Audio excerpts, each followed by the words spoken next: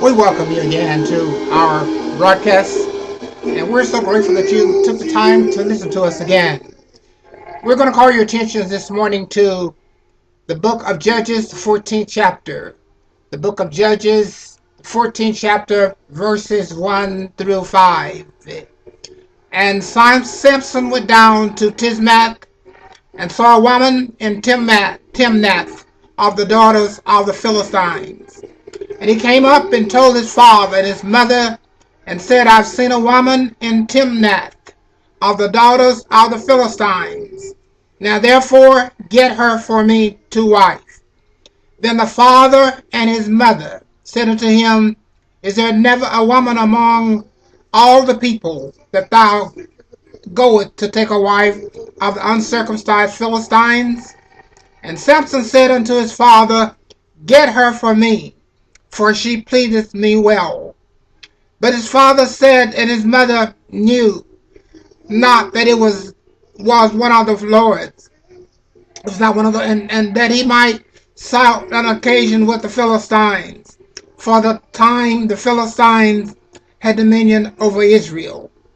Then went Samson down, and his father and his mother, to Timnath, and came to the vineyards of Timnath. And behold, a young lion roared against them. We're going to talk this morning on the high cost of low living. The high cost of low living. There are many wrong kinds of desires that control us, and they will destroy us. You cannot go against the grains of the universe without getting some splinters. When God said, Thou shalt not, and we're going anyhow, we're headed for ruin. We like to live by that undocumented 11th commandment, Thou shalt not get caught.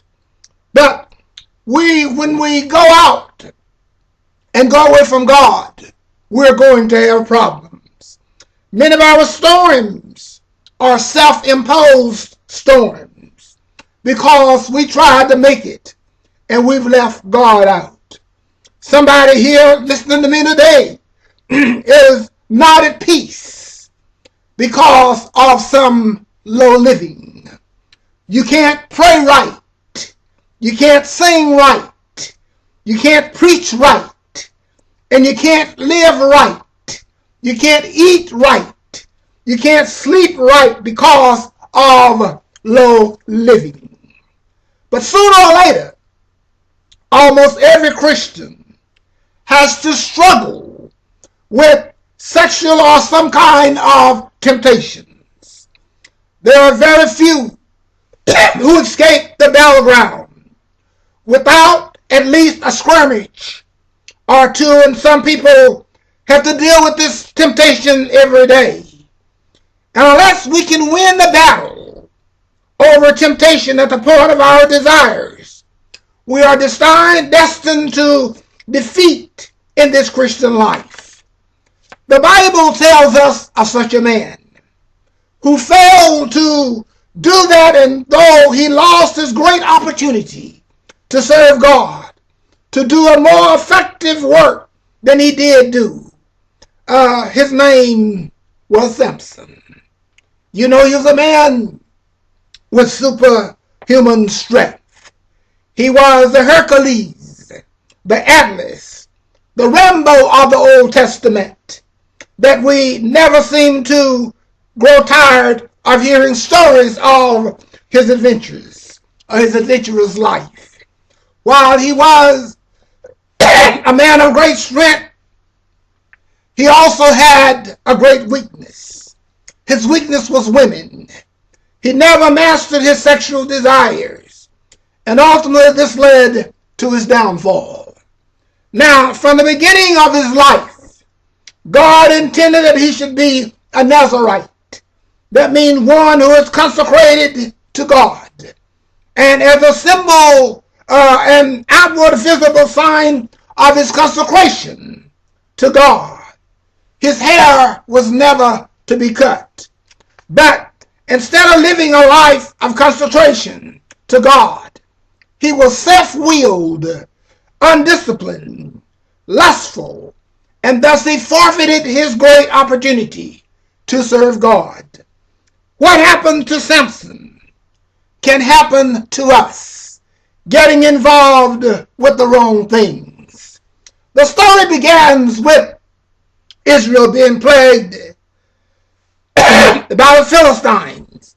You remember that Moses led the children out of Egyptian bondage, brought them to the borders of the promised land.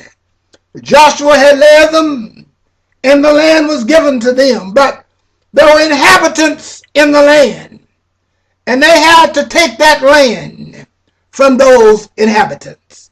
One of the strongest tribes in the land was the Philistines. They were well organized.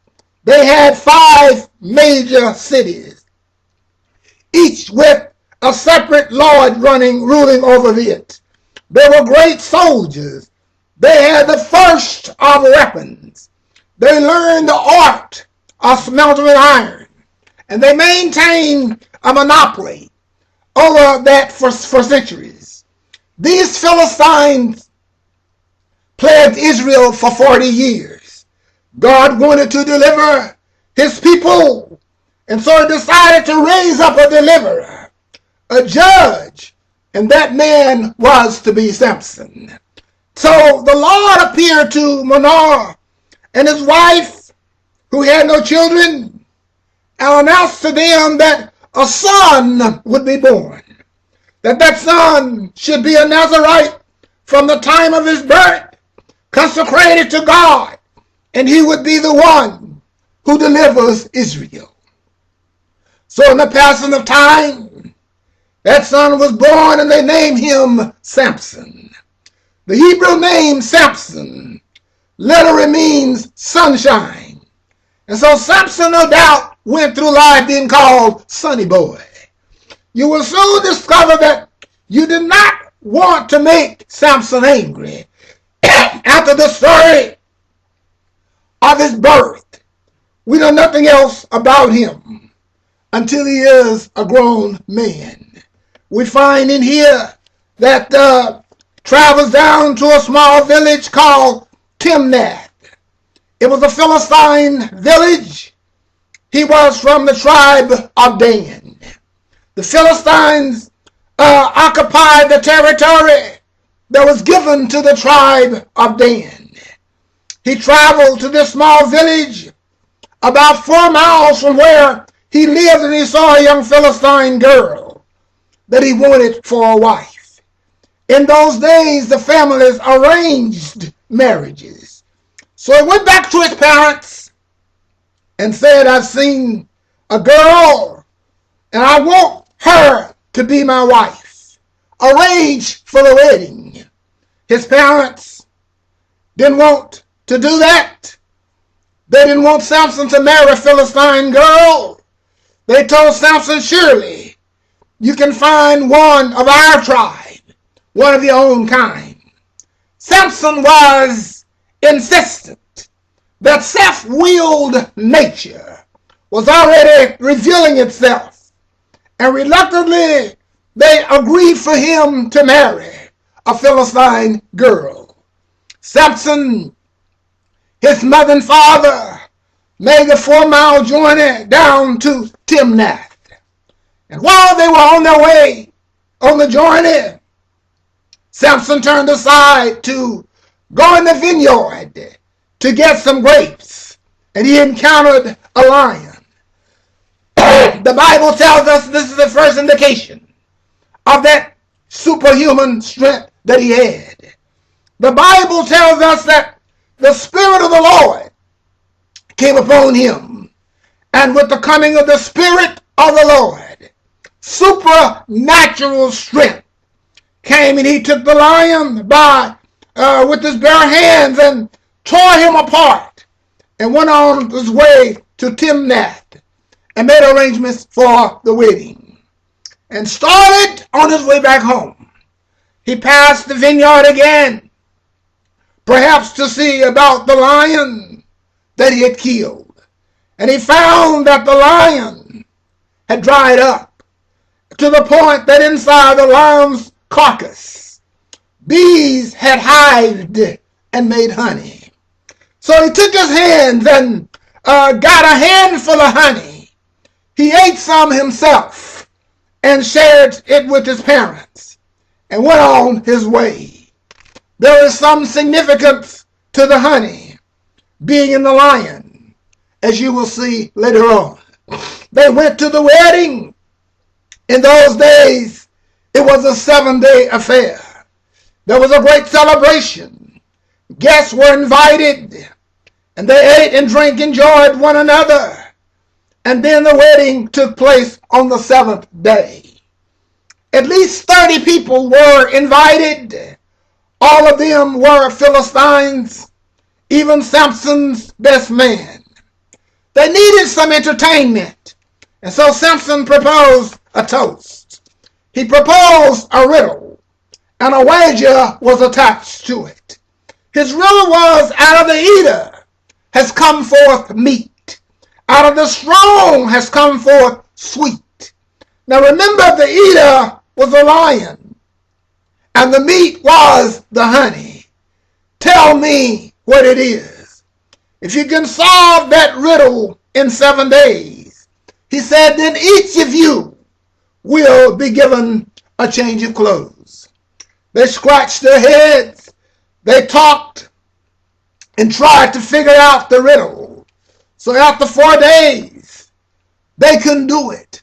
And finally, they went to Samson's new wife-to-be, who was a Philistine, one of their kinsmen, and said to her, you must tell us the riddle, and if you don't, we're going to kill you.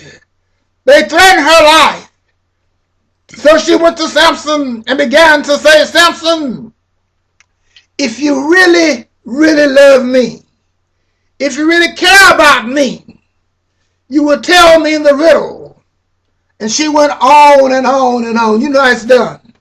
She nagged. You know about it. But she nagged until he told her the riddle. She, in turn, to save her own life, told her kinsmen, the Philistines, and they came and said, Samson, we know the answer to your riddle. You're talking about a lion inside the carcass. Samson knew they could never have figured that out by themselves. And so in chapter 14, in the last part of verse 18, he said, if you've not plowed with my heifer, you would not have known the answer to my riddle. In his short, he was saying, if you had not been fooling around with my wife, you would never know the answer to that riddle. Well, you see, Samson was a newly married man. He had a lot to learn. He called his wife a heifer. A heifer is a young cow that has never had a calf. And there are some things, men, that you don't call your wife. You call your wife a lamb, but you never call her a goat, a deer, or a moose. You may call your wife a filly, but not a mare. And certainly you're not going to call her an old gray mare.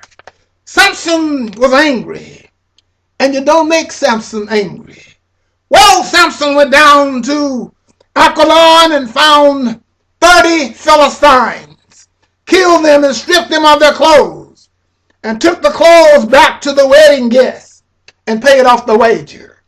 Then he stormed out of the wedding feast as mad as he could be and went back home. Well, that left the father and the bride terribly embarrassed. They didn't know what to do. So the father gave Samson's new bride to his best man in marriage. A few days later, Samson had cooled off and decided to go back to his new wife. He took her a gift to make up for his foolishness. But when he got back and discovered what had happened, he caught some foxes and tied their tails together and he put a torch between their tails and lit it. And the foxes started running wildly through the cornfields until they burned up all of the crops. And the Philistines took that out on Samson's father-in-law and wife. They went to the house, burned them to death in the house. Samson wanted to avenge himself of that, so he marched against those Philistines and slew a great number of them.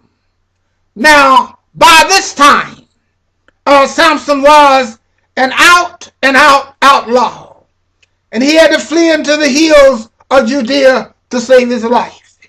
So the Philistines were pursuing him, and they came to one of the cities in Judea, and they told the people of that city that we've got to catch this outlaw, and you will have to help us catch him.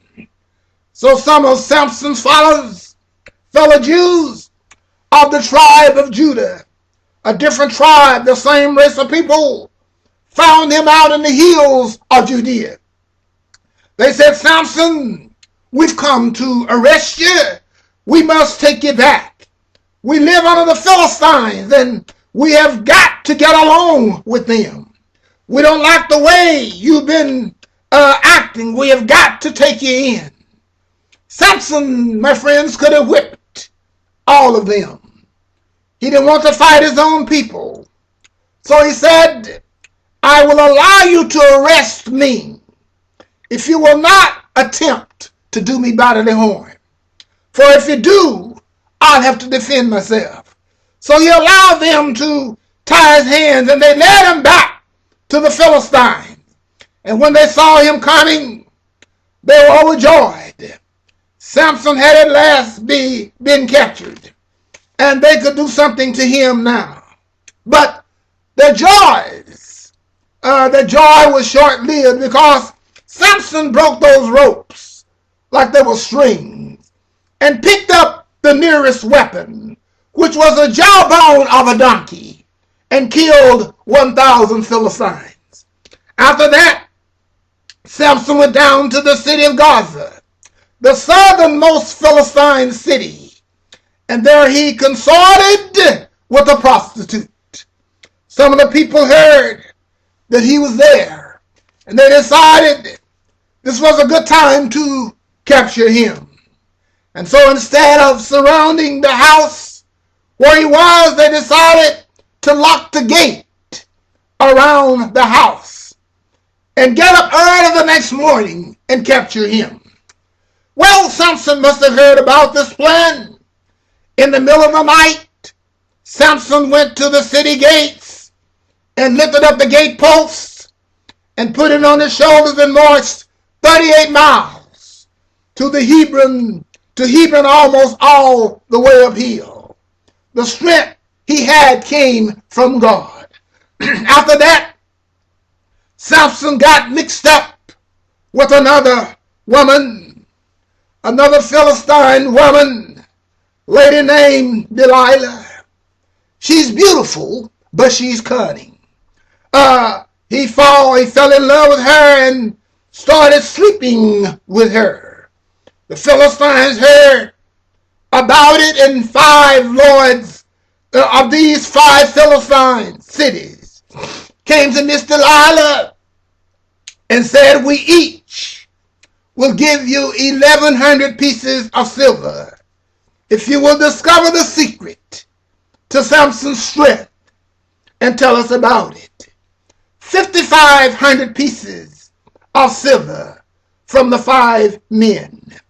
Delilah went to work on Samson. She said, Samson, my dear, will you tell me the secret to your strength?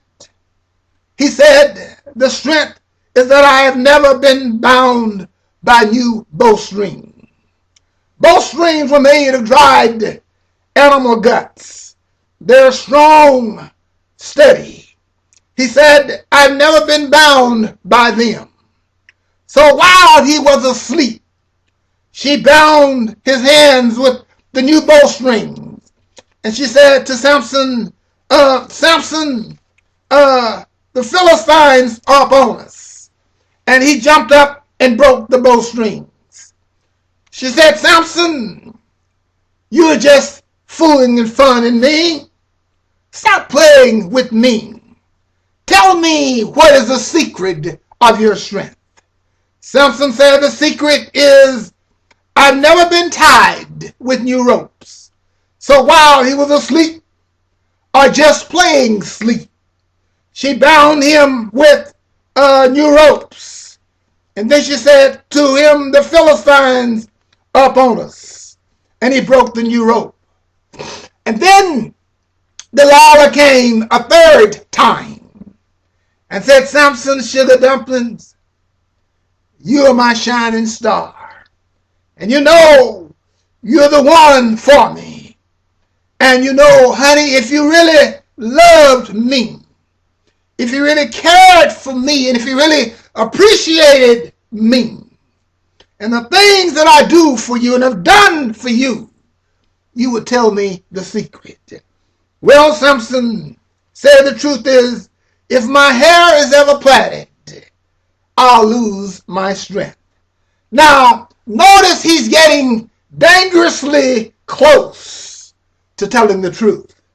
And so while he was asleep, with his head in her lap, close to the loom, she reached and got some pieces of thread here and there and began to plait those threads into Samson's hair. And when she had finished, she said, the Philistines are upon us. And Samson jumped up and pulled the whole loom out of the floor. Well, this time, she put it another way. She really put it on him. She came to Samson, no doubt this time, in a beautiful, short, sleeping nightgown with some smell good on, beautiful hair in place. And then she walked into where Samson was and said, Samson, baby, how do I look to you? Darling, you know you haven't been fair with me, but you know I love you. I'm yours, heart, body, and soul. I still love you, although you lied to me. But baby, if you really loved me, you would tell me the truth. Because you know, Samson, I've been too good to you to be playing with me. Samson was strong against men and was like water in a woman's hand. And he told her the truth is that my strength is in my hair. If my hair is ever cut, I'll be like any other man. His strength was not in his hair. His strength was in God. It was a symbol of consecration. He had broken every one of the Nazareth vows except that one up until that time. And once she cut his hair, she cut his relationship with God. He lost his hair and power. She got him to sleep, shaved his head, and said, Samson, the Philistines are upon us. He jumped up, shook himself, and the Bible says he knew not that the Spirit of God, the power of God had departed him. And suddenly he was like any other man. The Philistines took him and blinded him. That was their customary way in dealing with an enemy. They mutilated him by putting out their eyes. Then they bound him in chains. And they took him down to the grist mill and made him grind a meal like a woman or an animal. He was doing a woman's work. Here is the mighty Samson, the man of God, who at one time had been feared by all, now blinded in prison, doing the work of a woman and being mocked by the smallest child. The Philistines decided that they were going to have a party and that they would celebrate their great victory and they would honor their God Dagon, who had given them victory over the God of Samson. So they gathered all the people together these 5 lords and thousands each from of the villages began to drink, eat, celebrate. And finally someone said, let's bring Samson out and make sport of him, ridicule him, and disgrace him in public. They brought him out, led by a little lad because he was blind and couldn't see. They made sport of Samson, mocked the God that he had chosen to serve. He lost his power. He lost his dignity. He lost his testimony, fooling around with the wrong crowd, the wrong kind of woman in every instance.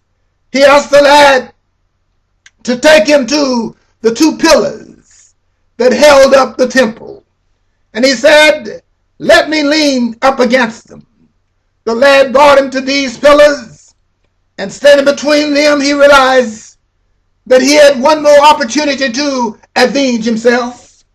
So in chapter 16, verse 28, the Bible tells us that Samson called upon the Lord and said, O Lord God, remember me. I pray thee, and strengthen me one more time. God, give me strength that I may at once avenge the Philistines for my eyes. And God heard and answered and restored his strength one more time. He shoved on the pillars until they collapsed, and the roof fell in, and thousands of Philistines were killed. And his family and friends came and carried his body back to burial. It was a tragedy of something of him having left the Lord and a high cost and a low cost living. Here's a man that could not be conquered from without, but he was conquered from within, because he never mastered his desire, and in the hands of the wrong kind of women, the wrong kind of thing, he came to his ultimate downfall. The main part of this message is what happened to Samson can happen to you. It can happen to me. This is a warning to all of us. We see many children's lives have been ruined because of parents' low living. Many decisions, the children are hungry, they're in situations because of parents' low living in the wrong thing. And anytime you go against the grains of the universe, as I said earlier, when you forget about thou shalt not, and you decide you're going to do your own thing, you're headed for ruin. For any time you go against the thou shalt not, the 10 commandments, and then you decide you're going to live by the 11th commandment, which is unwritten, thou shalt not get caught, you're headed for ruin somewhere. Many young people I talk to, young men, they come and said, I was doing fine, Brother Pastor.